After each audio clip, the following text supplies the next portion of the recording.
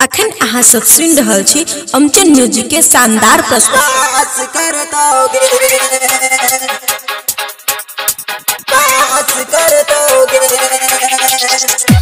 खुशी recording studio बलुआहा।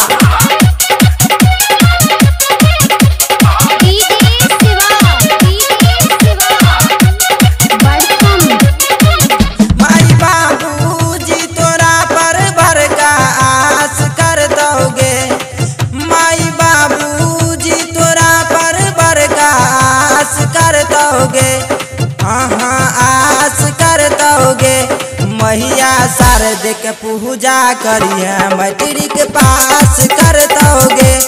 मैया शारद के पूजा करिए मैट्रिक पास कर दोगे।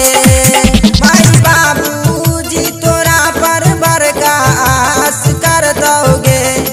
माई बाबूजी तोरा पर बड़का आस कर दोगे। हाँ हाँ आस कर दोगे।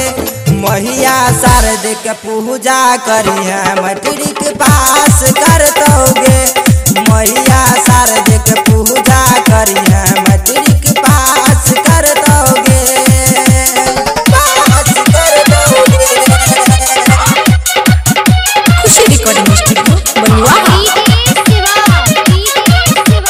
पास कर दोगे।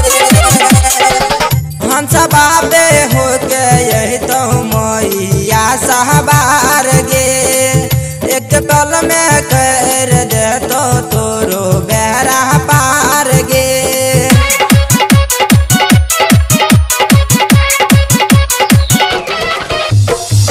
हम सब बाबे हो के यही तो मैया सहबार गे।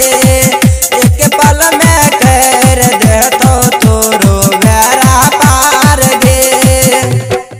पहले हो जाई बीता गाँव के लोग खिलाफ कर दोगे। पहले हो जाई बीता गाँव के लोग खिलाफ कर दोगे। हाँ खिलाफ कर दोगे।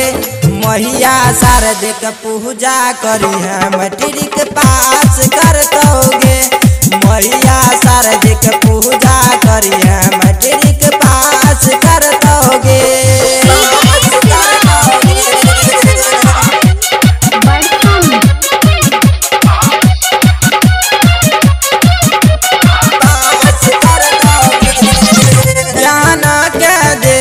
मैया शारदा भवानी कर जैबी पास तोरा सब कियो मानी।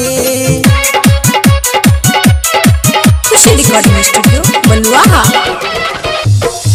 ज्ञान के देवी मैया शारदा भवानी कर जैबी पास तोरा सब कियो मानी। ओम प्यार के मन में बरगास बढ़ दोगे। शंभुझा मेली के दिल में बरगास बढ़ दोगे। हाँ हाँ आस बढ़ दोगे। मैया शारद के पूजा करिए मैट्रिक पास कर